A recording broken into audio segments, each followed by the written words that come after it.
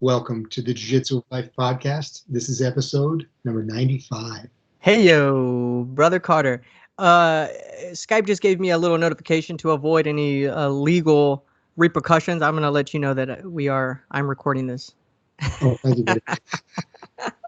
How are you doing, man? It's so good to see you. Good. I feel like I haven't physically seen you in like a year. Yeah, since 2019. Yeah. Yeah. Yeah. But I'm hoping to get back on a consistent routine here soon. Soon. And by next Sunday, Yeah. I'll be back on a good routine. Someday, right? Someday.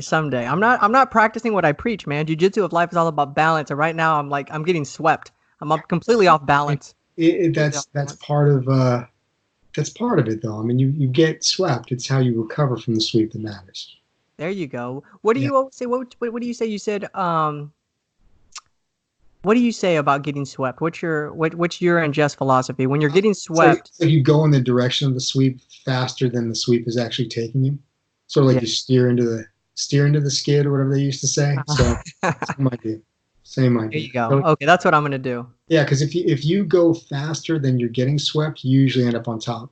Because people are expecting somebody to resist a sweep, and if you don't resist and you kind of roll through it fast, you get to do the re-sweep. I And like that. That's what's happening right now. Life is sweeping me, and I'm gonna just let it sweep me and try to re-sweep it. Oh, it's so good because they do all the work, and you get up on top again. You're like, oh, this is good stuff. I can do this again. I love it, man. So I'm excited today about what we're going to be talking about because so I'll tell you how this all kind of came about, right? Mhm. And you and I always get together a few days before the podcast, and we send a text message back and forth and like, hey, what do you think we should talk about? Yeah. And we kind of come up with stuff on the fly, something that inspires us during the week, something business related for you or for me, or a book we read. And what inspired me this time is that I went to go see my barber a couple days ago, and I'm sitting in the barber chair. And thank you, my brother. Uh, and I'm sitting in the chair, and he's like, Mo, he has a like a boutique barber shop, right? Mhm. And so it's a very good niche that he has because he's the only one that has it out here in Kyle, Texas. Mhm. Other people are starting to follow in and give him some competition, but he was the first to do like men's grooming. Mhm. That's his niche. Yeah. And so he wanted to talk a little bit of shop, and he was like, hey, Mo, we should get together and have some coffee. I'd like to pick your brain. I was like, my brother, you got me in your chair for like 30, 45 minutes. You can ask me whatever you want to ask me right now. And he's like, okay. So, basically the question boiled down to like what the fundamentals of having a successful business. Yeah. And the reason I wanted to talk about it is because as I started giving him my personal opinion on having these successful businesses, and I feel like I know a lot about it, not because I've been in business a long time, like owned my own businesses, but my father's been in business for decades, right? And the thing about my father is that he's like on the other end. Instead of him being the successful entrepreneur, he was the completely unsuccessful entrepreneur. Great manager, but like all his businesses failed. But we always kind of sat back afterwards and debriefed the situation on like why those things happened. And I thought that provided me the most value because it's like jiu-jitsu, right? Like if you're winning all the time, you're learning, but you don't learn as much as when you lose. That's right? right. I mean, you What's learn our a favorite ton, saying? like you're driving home and you're like, man, how did that happen today? I got like submitted 100 times, and Yeah. you're thinking about every little thing, right? But you don't think about it that much when you're tapping everybody out. You're just driving home kind of feeling good about yourself. Yeah. And you're kind of like have that idea, if it ain't broke, don't fix it. Yeah. It's like you win and you learn. I mean, it's like the saying goes. No, man, you definitely lose sometimes, or a lot of times. I've been losing a lot, but yeah, my dad lost a lot, but we did learn from it. Yeah. And um, the fundamentals that I gave him, I told him basically, man, there's three fundamentals. And the reason I wanted to talk about it, because it doesn't matter what business you're in. If you apply I think these fundamentals are across the board for any business. I don't care if you're a plumber. I don't care if you're in digital marketing. I don't care if you run a jiu-jitsu academy. These are the three fundamentals. Fundamental number one is you either have to provide a very good product or a very good service. Mhm. That's fundamental number one. And I'll get to why that's important once I get to fundamental number two. Fundamental number two is you have to have great marketing. Now, I'm not going to go on and talk. I mean, this is very, very short on what I have to say about it. But that's a good thing, right? Like, it's really simple, the fundamentals. Fundamental number one is provide a great product or a great service. And fundamental number two is have some great marketing. Now, I just real quick on fundamental number two, marketing. Marketing, just for those people that people get marketing and branding confused. They're two different things. Marketing is bringing awareness to your product or service. Branding is creating a reputation, or it's like when you say the name of your company, what is the image that comes to people's mind? That is branding, the reputation, and that's very, very long term. Yeah. Whereas marketing is bringing awareness, and it's hopefully to a problem that you solve, right? Now, the reason why I'm getting to have a good product or a good service is that because you can have great marketing, but if you have a junk product or a junk service, you're only going to sell it one time. That's it. Because because your marketing was so great, they're going to buy your service or they're going to buy your product. But once they use it, they're going to realize it doesn't help them solve a problem or that it's crap, and they're not going to buy it again. And that's very short term in terms of business, right? You're not going to be in business long because it'll get into fundamental number three, which is building your reputation, building your brand, right? Mm-hmm. You're going to be building a bad reputation, a bad brand, because you're going to have great marketing, but you're going to be selling people a bad product, bad service. But you have a good product, you have a good service, but you can't have that without great marketing. And the example that I give is that, like, so you can, if you have a great product or a great service, but you don't have great marketing, it's not going to work. And at the same time, if you have great marketing, but you don't have a good product or service, it's not going to work. They have to be in conjunction, right? And what I see is businesses nowadays, they have one or the other. And this particular business, his boutique barbershop, man, he has a great product, a great service, but his marketing is all not that great, right? And he could be doing so much better if he was implementing some more digital marketing. And really, you can bootstrap a lot of that stuff. It's not very difficult. And I think he would see bookings go through the roof. And he's doing well now. It's not about, am I doing well? It's about, are you content? Do you want to do better? Right? And if you want to do better, you can implement some digital marketing and do better. Or I see the other way around. They have great marketing, but they have a terrible product, terrible service. Okay, so fundamental number one is make sure you have a good product or a good service. And I say product because it's something, because sometimes you're selling something that's tangible, right? Like a car. And then sometimes you're selling a service, like you're an accountant or a lawyer, or you teach jiu-jitsu, right? You're selling a service. Right. Or you're selling custom gis, right? We're selling a product. Yeah. And a service, We do it all, man. So Robles, my plug. Fundamental number two is have great marketing, right? Because you want to bring awareness. And marketing is not, well, I don't even want to get into salesmanship right now. You just got to bring awareness, right? Like you could have the cure for cancer, but if nobody knew about it, nobody's going to buy it from you. No one's going to ask you for that cure, right? You got to bring awareness to your product and your service. And sometimes it's bringing awareness to a problem that people don't even know they have. You know what I mean?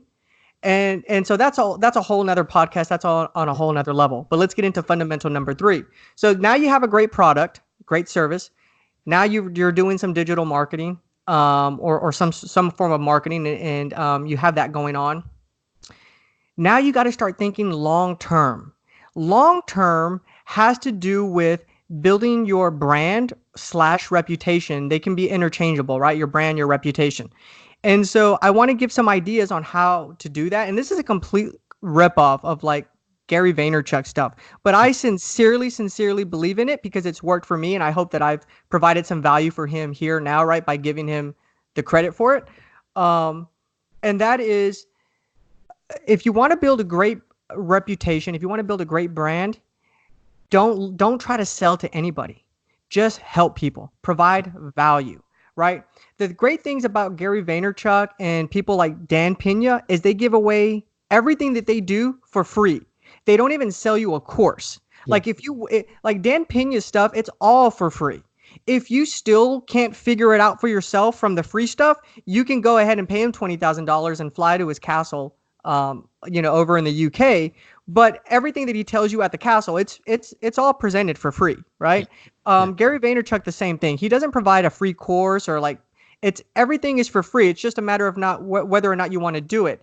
And so how do you build that reputation? I think nowadays, and we've talked about this before, salesmen have this, back in the day, a salesman had a negative connotation because they were trying to sell you. Like people they would say this a lot, man, I can sell ice to an Eskimo. Like that's not cool. Why would you want to do that? You're trying to sell something that someone doesn't need. You're Yeah. trying to, if Yeah. you're really a salesman should be a positive thing. And when you're a salesman, don't even look at you're trying to sell something. You know, Gary Vaynerchuk says something. He says, if I do something for you and I expect something in return, that's not providing value. That's manipulation, right? And Yeah. so you don't want to do that. You want to give, and don't expect anything in return. And that's how you build a positive reputation. Yeah. That's how you build customer loyalty. Because the game is not to get one sale one time. It's to get customer loyalty. It's to get that individual will only do business with you as long as they are alive. And the reason why is because you've built this reputation, you've built this brand by giving so much value and you've never expected anything in return. So let's take a jiu-jitsu school and talk about how they can provide some value. And these, I'm just spitballing right now. Yeah. So, okay, so for the students, maybe we've talked about this. This is actually your idea, right? Like get on Facebook, do a poll and list 5 things and tell your students to rank them on which one is the most important to them, right? Like maybe having a night class or maybe having an early morning class or, hey, should I make the showers bigger? Like, and have them rank it, Yeah. right? And Yeah. then whatever gets the highest ranking, the most people on Facebook, then do that, right? Provide them value and don't charge. Don't come back and say, okay, I'm going to do it. Like I'm going to get these new mats, Yeah. but just so everybody knows I'm charging $10 more on your monthly fee. No, dude, Yeah. do it. You do it for free, Yeah. right? You do it because it's good for your students. It's providing value for them, right? But I think that I really want to think about not you. You should spend more of your time on the people that have already spent money on you. So your students and your customers, that's real. Like I see that with businesses a lot. They acquire a client Yeah. and they spend more money on finding a new client than spending more money on keeping this client happy, Agreed. right? Yep. And you shouldn't do that, right? You should give your loyalty to the people that have already shown loyalty to you. I agree. However, how do you acquire, like the lifeblood of any business is getting leads. That's the lifeblood of any business. If we're in the flipping business, you're in the real estate, it's getting leads, right? And so if I wanted, and I know people, there might be some people that get a little bit upset, but let's say you and I owned our jiu-jitsu. We've done this exercise before about how we would run a jiu-jitsu school. Yeah. Yeah. So how would I provide value for free? And it doesn't really cost me any money. And I'll tell you, this is an idea that I came up with just today. I was thinking about it in my mind. I would film every class that we had, Yep. and then I would put it on the internet for free. Exactly. For free. Exactly. The difference between me and those other guys, or me and you and those other guys, is that the other guys are going to want to charge you for it. They're going to say, sign up for this membership and you get access to our portal. Yeah. And you can watch all the jiu-jitsu lessons for free. Now, I'm gonna record all our lessons, right? And I'm just gonna put it on the internet for free. Anybody can watch it. What do you think is gonna happen? Do you think they're gonna be like, oh, why would I go to Carter School when I can just watch it on? No, it's gonna have the exact opposite effect. They're gonna see all the students in your class. They're gonna see how much fun they're having, and they're gonna be like, I want to be there. Yeah. I don't want to watch it on YouTube. I want to be there. I want to be a part of the class. I'm signing up. Yep. You know Yeah. what I mean? So, and it doesn't cost me any money to do that, but I'm providing real value. And let's say they don't sign up. Let's say they just learn off the YouTube videos that we're providing for free. Yeah. And maybe one day that saves their life. Man, that's building your brand. That's building your reputation. Yeah. You know what I mean? He's walking to his car. Let's say he's walking to his car, or she's walking to her car, and she's about to get mugged, or he's about to get mugged, and they whip out something they learned. It's rudimentary. It's not great because they don't train at a school, but they saw it on YouTube and it saved their life. And then they come out and they write a post on Facebook. They're like, man, I was watching these videos by Carter, Independent Jiu-Jitsu, and he puts them out for free. This ended up saving my life. Guess what? I'm signing up for class. And how many other people are going to see that? You know what I mean? So I provided this free value, saved somebody's life, and I've created customer loyalty. 3 things for business fundamental. Have a great product, have a great service. Fundamental number 2 is you got to bring awareness to the product and the service that you're providing. If it's so great, provide great marketing behind it. And then once you get those two things in line, you want to start really thinking long term in terms of reputation and branding. And the way you build a great reputation is, one, you got to have a great product and a great service, right? Yeah. But after you have that, then you want to start just give, and don't expect anything in return. And it's going to have the opposite effect. People think too much about they're losing money on the front end. You're not seeing the big picture. Yeah. It's what you're gaining on the back end, and that's customer loyalty. Yeah. That's all I got for fundamentals. I want to hear your take on it. I like it, buddy. This is good stuff. Yeah.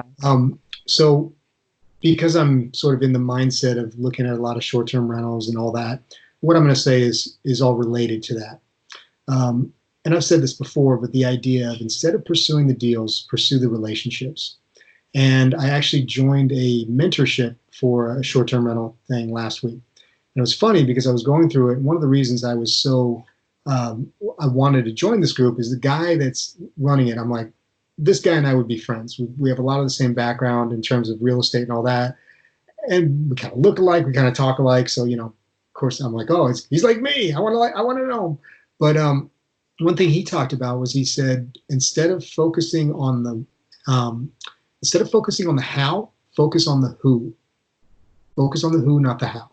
And what he means by that is, rather than sort of look at like these different deals and get so obsessed with numbers and do kind of what real estate people tend to do, focus on the people you need to meet. Because most real estate deals, especially when you're dealing with, could be multifamily, could be vacation rentals, could be anything that's sort of desirable stuff, a lot of times the good deals are not going to be on the market. You just said the lifeblood of all businesses is leads. And the philosophy is that if you get better and better relationships with the right people, that's going to get you the right leads. And many times it's actually going to save you a lot of money, because I've been so focused on getting the deals that I've spent thousands and thousands of dollars, sometimes every month, trying to get leads, doing mailers, cold calling, this, that. And a couple months ago, I was like, I'm just not going to do any of that anymore. I'm just going to focus in on meeting people, because it's more enjoyable, it's a lot cheaper, and I think it's more sustainable over the long run. So, and I think with all that, the way that I go about it is just trying to find people that you do click with, people that you feel like you do have things in common with besides real estate, and make it a genuine connection. And I think the difference is that, we were talking about, I think you said like, oh, I'm hanging out with these guys and they're talking about mountain biking. And you're like, mountain biking is great, but I don't care about mountain biking. So it's like, all right, they may not be the right ones, but finding people where you're like, okay, yeah, I know, I really do like this guy, he's like my kind of guy or whatever. Those are the people to really pursue in terms of finding the relationships, and they're out there. I mean, if you're an entrepreneur, you're looking to do deals, you're looking to do things that are going to add value to this world, make people better, all that kind of stuff. There's a lot of people with that same mentality. So you've already sort of filtered through that. Then you just have to filter a little bit more and find out, like, are these the kind of people that I would be friends with even if there wasn't a deal on the table? Because that is going to be more long-term sustainable. So I think really pursuing the relationships is the first thing. Now, number two sounds a little bit contradictory to it, which is, when you are looking at deals, you have to be sort of ruthlessly impersonal. So it's like you're personal with the people, but when it comes to the deals, you have to be ruthlessly impersonal. So today I was looking for deals all over the place, like a lot of stuff in Texas and some New Orleans stuff and some Arizona stuff. As I told you, I was awoken at 4 a.m. with both my dogs. So Jocko, I beat you today. And what I was doing is I came up with this formula of, okay, like I figured out what my average expenses are on each property. And so whatever the estimated gross income is going to be, like it's 55% of that number is going to be my net operating income. And then I just went property by property, and I'm like, okay, like this can make money, this can't. Yes, no, just over and over again, and just kind of refine the list. And it doesn't matter how cool it looks. It doesn't matter if, like, because I looked at some of these things, I'm like, oh my God, that place is beautiful. Doesn't make money. Doesn't matter. Like it's a weird thing where you're looking for things that have the right look, but you still have to filter them through sort of a ruthlessly impersonal system. So finding some sort of system for how you decide what to do and what not to do. And that has been a struggle for me at times for different reasons and things like that. So this year it's sort of figuring out what that formula is that makes it a yes or makes it a no, have faith in that formula, and then just stick with that formula. The third thing is, again, because I've been looking at a lot of short-term rental stuff and I've been contacting a lot of agents, this is something that drives me nuts. And maybe it's more of a real estate thing, but I don't know if it necessarily is, because I've been reaching out to agents for properties. I'm foreclosing on 2 properties right now, so I've been reaching out to multiple lawyers. I've been reaching out to contractors for a bunch of different stuff, management companies, all these different things. And I'm telling you, half the people never even email you back or call you back or anything like that. So the concept of just simply being a good communicator and a consistent communicator is such a huge thing. I mean, I must have emailed 30 realtors and heard back from 5 of them. Like, and these are enormous, expensive properties, a lot of whom have been sitting on the market for a long time. And I am looking to purchase said properties with a specific business plan. I have a lot of experience, yada, yada, yada. Doesn't matter. They don't know any of this because they never even email me back or call me back. Same thing with property managers. Same thing with lawyers. Like, I still have not heard back from either of the lawyers I reached out to. So it's this crazy thing where when I was a kid, I thought, oh, people are professionals, so they do this and they do this and they do this. The flake factor that exists in adults with careers is so insane. Yes. And that's why when my buddy Andrew Zai is buying his plumbing company, Andrew is a reliable, competent, smart human being who's got great systems, undefeated in MMA as well. When he's like, I'm buying a plumbing company, and I'm like, he's going to do well because he's just a reliable person. He's a good communicator, and that sets him apart from 99% of the plumbers out there. And people don't like that. There's a reason why there's 1% of plumbers that are super successful and most of them are not. And it's simple, just reliability of communication. So it's not glamorous. It should be obvious, but I'm consistently amazed at how bad most people are at their job, just in the basic function of getting back to people, of communicating, of being reliable. So creating relationships, having ruthless filtering tactics for looking at deals or whatever it might be for yes or no. And that really could also be on potential customers you want to work with and things like that. You can have criteria where no matter how much you like the person or whatever, if there's something that's not meeting your criteria, it's just a no. And that'll save you a lot of time and a lot of motion. And then the last thing is just being reliable. Just being reliable. Like if somebody emails you, even if you're busy, hey, I'm busy right now, I'll get back to you quickly. Something like that. And I love that. I mean, that falls right in line with your reputation. Yeah. Yeah, that you develop that reliable reputation. Yeah. So that's just kind of what I've been seeing lately. Love it. And I'm very excited for this year. Going to be looking at a lot of interesting stuff. I've looked at a bunch of interesting stuff already. Nice. And it'll be a fun year. All right. We're going to talk a lot about it. A lot more episodes to go. Yes. 2020. Yes, yeah. Sir. In the books. Thank you guys for watching. Be sure to go to the jiu-jitsuoflife.com to check out this podcast or older podcast. Also check out Robles.com, makers of the world's finest custom jiu-jitsu apparel. As always, Carter and I wish you guys nothing but the best, both on and off the mat. Have a great week, guys, and take care. Thank you.